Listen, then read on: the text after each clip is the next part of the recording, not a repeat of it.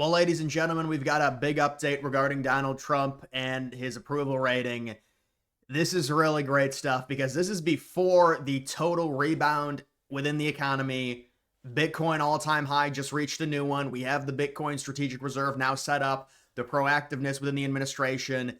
It's going to be amazing. Might be a 5% total supply ownage for the United States. We'll see what Trump does in terms of investing more into that. But we've got the rate cuts coming. We have the lower inflation, and we have already an improved Trump approval rating, minus 1.6 now. So it's almost even. It was -7 with all the liberal narrative. Remember, they said we got to get all these polls out, do the 100-day average.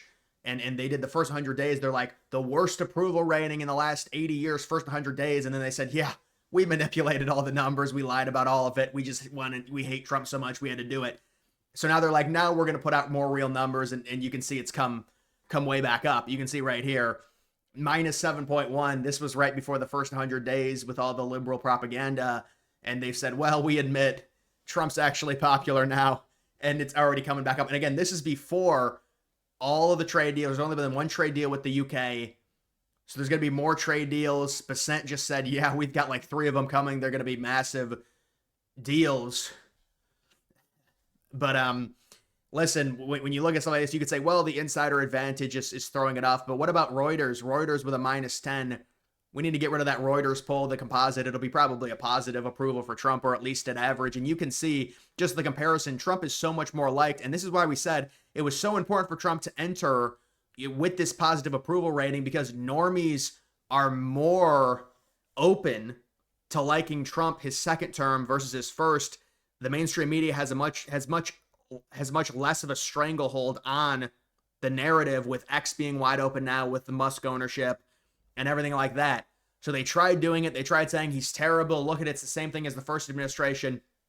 And we can see the rebound, and we don't even have the trade deals. We don't even have an end to the Ukraine-Russian Eastern European war.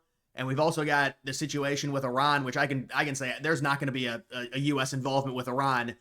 But there's also that. You've also got the Palestine-Israel situation and saga potentially being worked out. Maybe some meetings happening, the G7 happening in mid-June. Trump saying, it's in Alberta this year. Trump says he's going to be there. So this is all huge stuff. This is good news, though. It's a great sign. And guys, people say, well, what is this based off of? Why is it improved so much? I can show you one thing. Let me show you. Take a look at the last month. Last month in the stock market.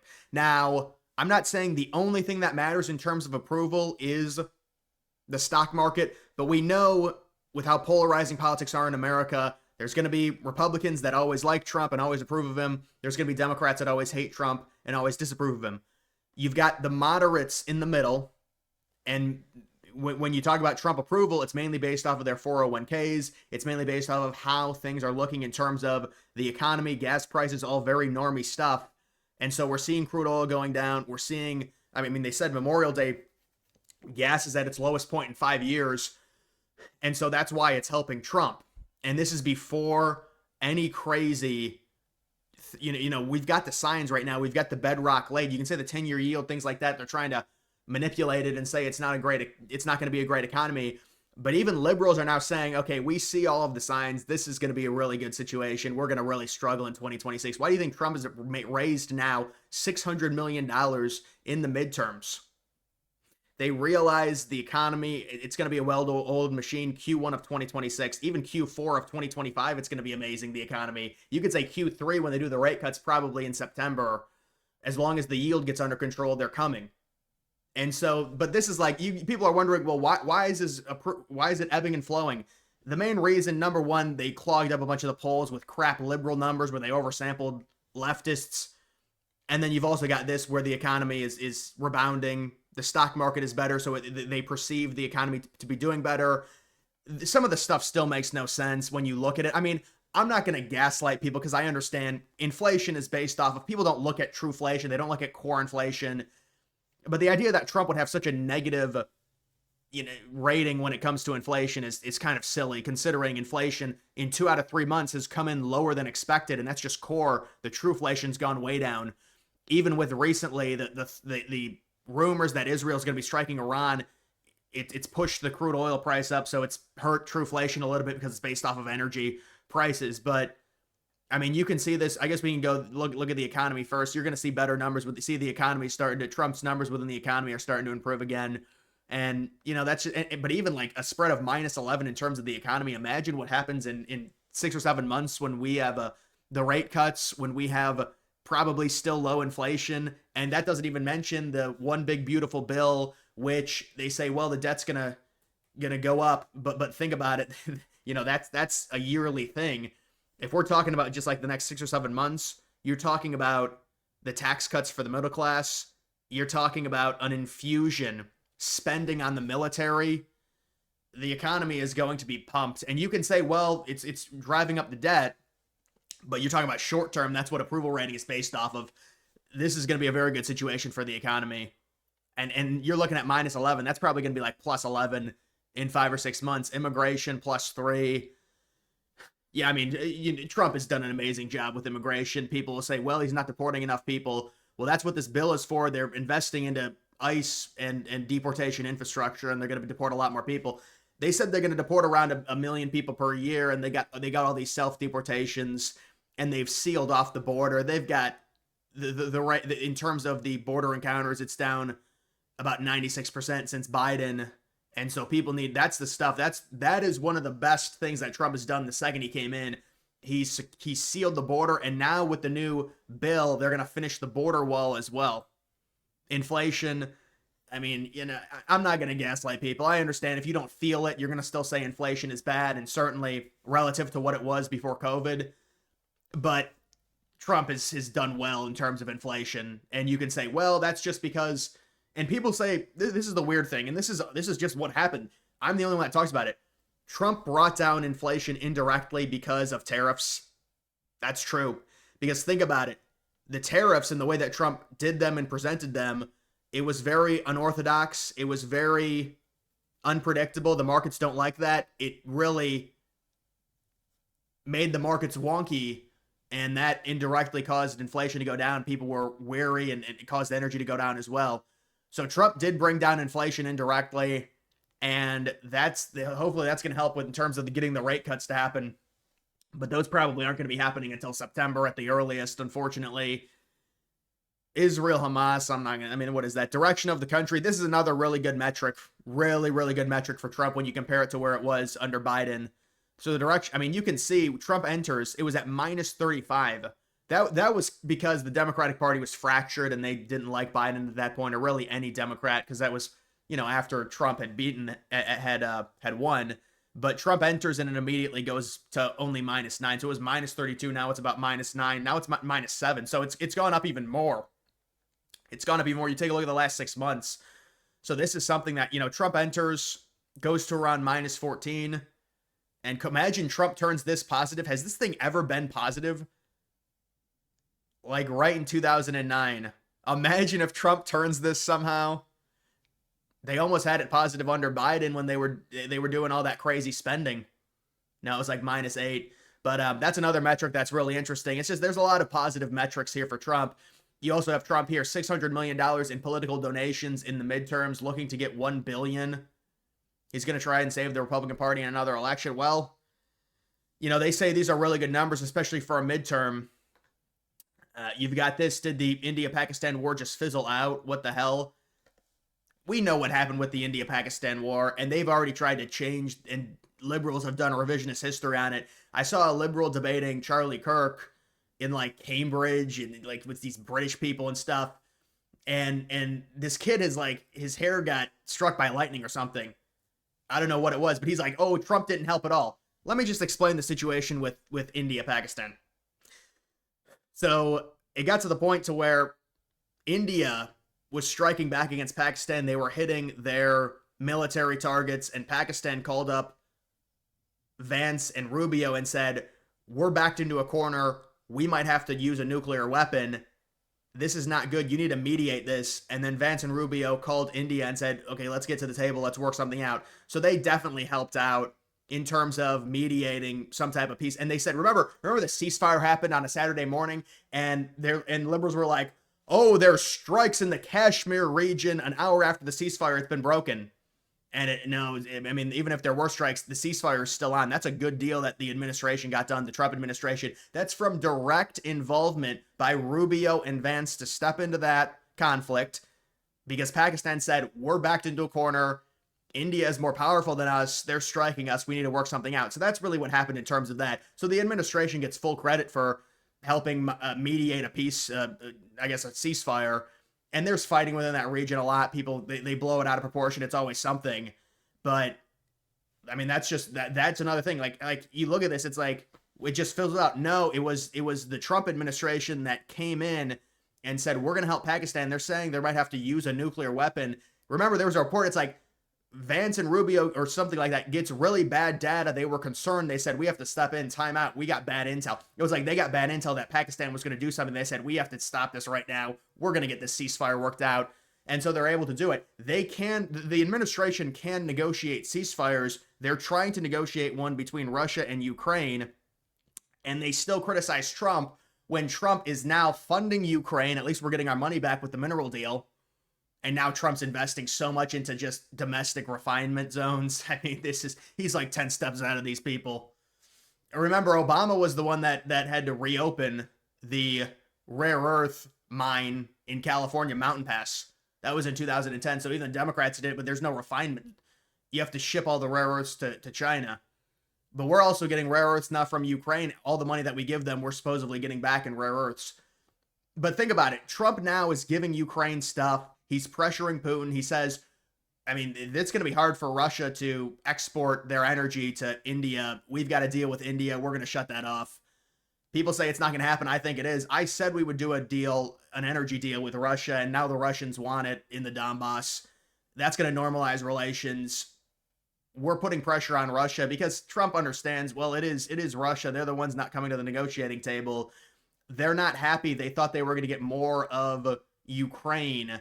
They only have a fifth of the country. And so now liberals can't even scaremonger. They're still going to try and do we want Crimea back. Well, are you going to mount an offensive in Eastern Europe? You're going to mount a NATO offensive with NATO troops? That's the only way you get that land back. Or do you want to threaten to nuke Moscow or St. Petersburg? Oh, that's real smart.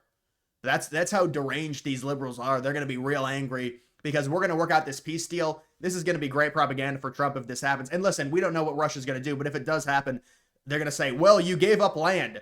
Well, yeah. Do you want to invade Eastern Ukraine with NATO troops? That's the only way you're getting that land back. Or you threaten to nuke them.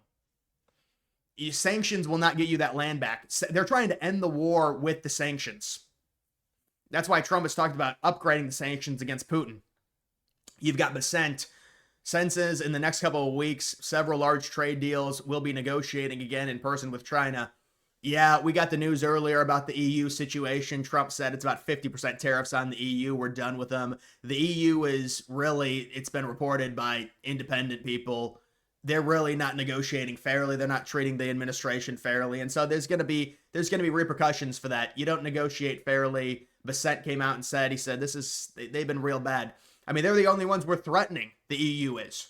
So we're nudging the EU to give up more in terms of the VAT tax that they have on imports and just the devaluation of U.S. goods that come into those countries within Europe. And so I think we'll get a better deal with the EU. I don't think they're going to get 50% tariffs. We want to work out this tariff situation within the next 2 or 3 months. And the China deal will probably be last or towards the end, I would imagine, because the timeline is just later with them because they got their 90-day period started about 3 weeks ago, 2 weeks ago, something like that. All the other countries, their 90-day period started a month and a half ago. So that's the difference there. We've got Donald Trump's big nuclear executive orders, scale back regulations on nuclear energy. Yeah, this is a very obvious executive order situation here for Trump. Nuclear is thought to be the bridge in between renewable and non-renewable, the healthy medium, bipartisan support. Conservatives, believe it or not, support nuclear over liberals. I like nuclear. I do. I think it is. You never want to say, well, in terms of there being a catastrophe or something like that, having nuclear power plants all over the United States, it is something that kind of rubs me the wrong way, just in terms of there is the 1 in 1,000, 1 in a million chance of a Chernobyl situation, which is extremely bad because the toxins that comes of a meltdown is just insane, and it's land that you can't use for centuries if something like that were to happen. But you know, we have modern technology now. Hopefully that doesn't happen. But I think we need to be careful with these nuclear power plants. But listen, when it comes to nuclear energy, it takes a long time to build a nuclear power plant. It takes about 15 to 20 years. So this is a slow thing that's going to be scaled up for the United States. But we have non-renewable, we have renewable, and we have nuclear. So we're looking at diversity, and China they're kicking our asses in renewable energy, which shouldn't surprise anyone. That's just the Chinese, you know, they're obsessed with it, and they've got the 2 biggest solar panel farms in the world in China. But listen, Republicans really don't like renewable. They love gas, and so, you know, this is good to get this nuclear deal done. So either way, guys, that's just the update. I would say Trump is doing very good right now in terms of approval relative to where the economy is. You could say there are a few early, I mean, we can't predict the geopolitical stuff in terms of when there'll be a peace deal with Russia, Ukraine. You could say, well, they're doing all these prisoner swaps now, so the relationship is more open. There's maybe potentially a ceasefire to be worked out, but there's still some big hurdles in terms of what Putin wants to even get a ceasefire done. So we'll have to see. And then you're talking about other things happening. The tax cuts, you think people are going to like that? The economy short term, you're going to get a big increase in terms of the overall output. And you want to talk about maybe it's not great for the debt long term, but it's good for the approval rating for sure for Trump. And we'll see what happens in terms of the debt. I don't think it's going to be anything too crazy. They said it's about a $2.7 trillion increase over 10 years.